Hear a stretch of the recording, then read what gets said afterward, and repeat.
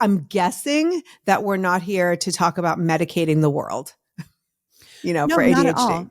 No. But it is an option. No, we absolutely are not interested in medicating the whole world.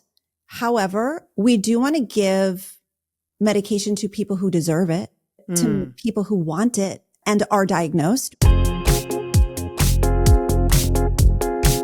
Welcome back to the Grown-Ass Woman's Guide. I'm Jackie McDougall. Today is part 2 in our 3-part series with Kristen Carder, ADHD coach and host of the podcast, I Have ADHD. In the first part of the series, we talked about ADHD and how it might manifest in women and how to know if potentially you have it when you're going through so many other things like perimenopause or big life transitions, because it can all look pretty similar.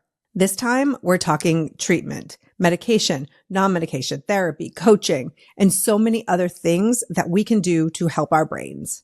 This conversation is not here to diagnose you or a loved one. Only a licensed medical professional can do that. But it is here to help you understand your options so you can make more informed decisions. Let's dive in with a topic that a lot of grown-ass women are curious about, medication. Who might it be for, and what do the options look like in real life? There are plenty of people who are diagnosed who are not being treated for the disorder, and that is their choice. However, it's such an interesting place to be right now because during and after COVID, the number of adult diagnoses really did spike. And so then there was this ADHD is overly diagnosed and we're medicating too many people. But the truth is, we talked about those transitions earlier, or those times of life where you were able to function with ADHD and then a life event happened and all of a sudden the rug was pulled out from under you. And COVID was one of those times, right? People were transitioned to their homes. Now you're working at home with your kids in some cases. And a lot of people struggled to manage and to cope. And so there is a spike that we can see during that time. That doesn't mean that everyone is diagnosed with ADHD. As a matter of fact, it's really important that I say that the adult population is actually underdiagnosed. So children are diagnosed at a rate of about 10-ish%. And adults are about 5-ish% of the adult population is diagnosed. There's a discrepancy between the childhood diagnosis and the adult diagnosis. Here's the problem. It used to be thought that ADHD was a childhood disorder only. It wasn't until the 90s that we knew, 1994, that we knew that adults could have ADHD. So all of this to say, it is a myth that ADHD is overly diagnosed. It is a myth that medications are overly prescribed, with the caveat, are there certain situations? Of course. Are there certain doctors just handing out Adderall to every child whose parent says, my kid can't focus? Of course that happens, but that's not the norm, right? There are these steps that everyone has to go through in order to receive a diagnosis. So yeah, research shows us that medication is the number one treatment for ADHD. There are multiple types of medication. So there's both stimulants and non-stimulants.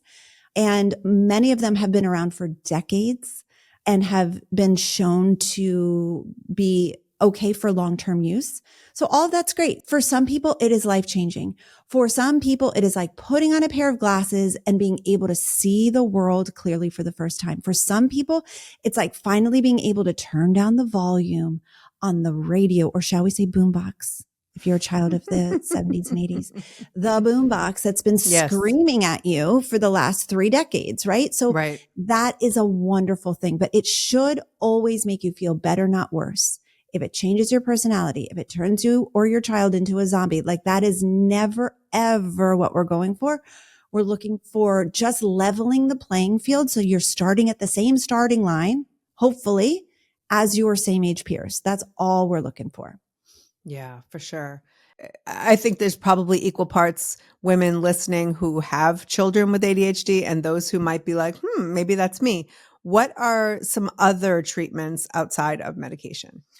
So exercise is wonderful for the brain. And so if you have ADHD, whether or not you are medicated, you should absolutely be exercising as often as possible. Anything will do. Anything. Go for a walk, run, bike, kayak, hike. It doesn't matter. Dance, yoga. Truly, it doesn't matter. Just move your body. That is a huge, huge factor for brain health, for cognition, improved cognitive capabilities, and like reducing depression and anxiety, which are the cousins of ADHD that we usually bring along with us, right? Absolutely. And I want to add to that is Sure. that do the exercise or the movement you enjoy. Yes. That is like, I'm 54 years old and I just found like the thing. I do this HIIT workout. It's half an hour and I go 6 days a week because it's short. Yeah. It's community. It's all the things that I realize that I need. It's weightlifting, the weight bearing exercises, all the, the bone health, but you have to, I believe, like, I think anybody, but we're talking ADHD today. Like if you don't enjoy it, your life is going to suck. So if you're, and it's not going to be sustainable. No, exactly. If you're like, oh, I'm going to become a runner and I go buy my, Hoka shoes and spend $150 and then hate running, it's not going to happen. So I can't say enough that you have to enjoy what you're doing. 100%, 100%, 100%. So absolutely. I would say exercise is free. Like there are so many things that are free that you can do to move your body. So I would start there for sure. Therapy and or coaching is a great, great place to help you learn how to regulate your emotions, help you to get out of fight or flight, which is often what a lot of our distractibility looks like, is just kind of constantly being hypervigilant. And so trauma-informed therapy and or coaching is a great, useful tool. Again, whether or not you are medicated. Pause there just for half a second. What would be the difference? Like, why would someone choose coaching over therapy and vice versa? That's a great question. This is a very interesting question to answer. I think that the kind of party line answer would be therapy is going to help you process things from your past and help you to create an internal narrative of your story. So a lot of people with ADHD kind of struggle with just remembering things from their past, understanding who they are within their family system, understanding their wounds and losses maybe are still impacting them now. And honestly, y'all, that's very distracting to carry around these things with us that are not fully processed, can add to our mental load of distractibility and exhaustion. So I think that's really, really important.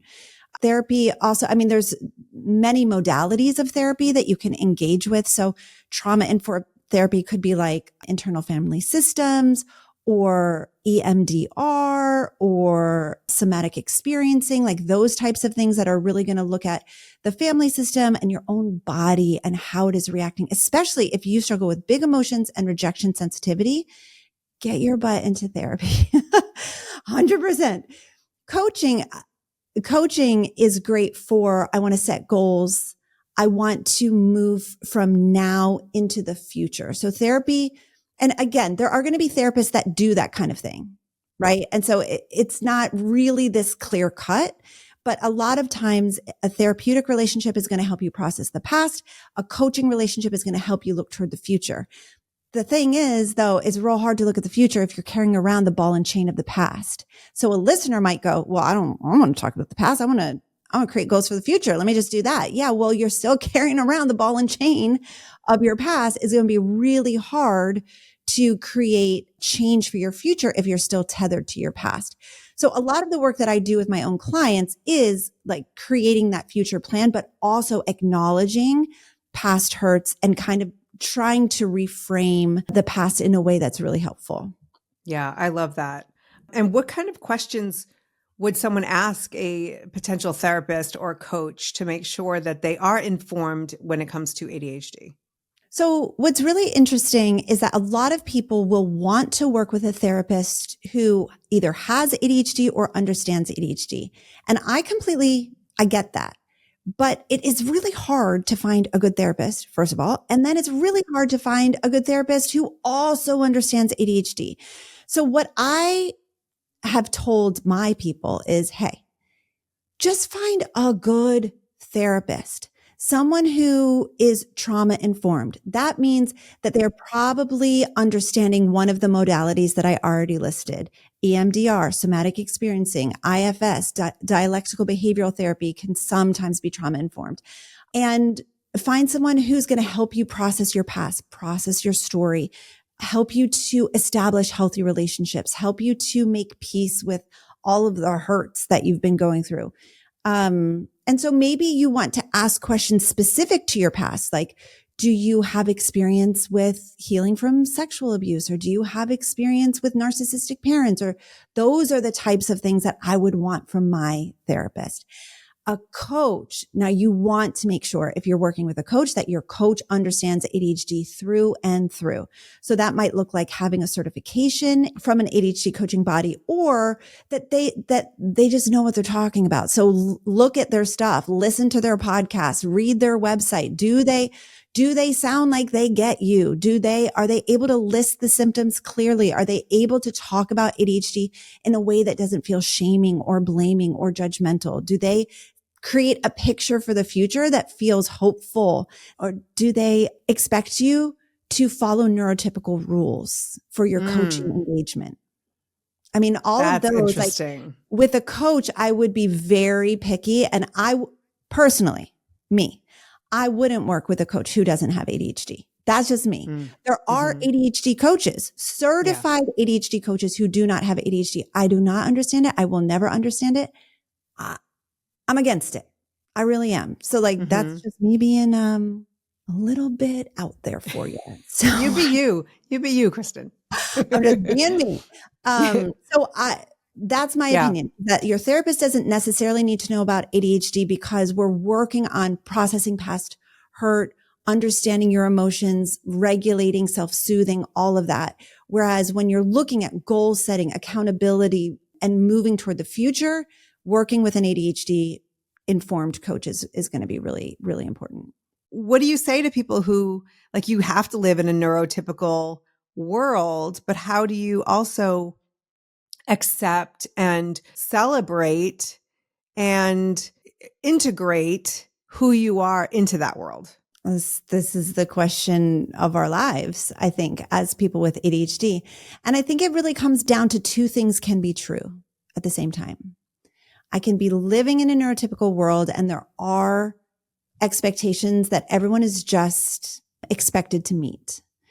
And also, I have a brain that works on its own time in its own way. And it is my responsibility as an adult to understand my brain, accept my brain, and give my brain what it needs in order to thrive in this neurotypical world. And that's why when someone is averse to getting a diagnosis or saying like, well, I would never take medication, I just wonder, are you giving your brain what it needs in order for you to thrive in the world in which we live? Because I understand, I get so many comments on Instagram that are like, ADHD wouldn't exist if our world were more accommodating, right? ADHD wouldn't even be a thing if kids didn't have to go to school. ADHD wouldn't be a thing if we were still back in our hunter-gatherer stage. And like, okay, but we're not. Right. Right. This is the world that we live in. So how do we help ourselves to grow and adapt? It's only through support.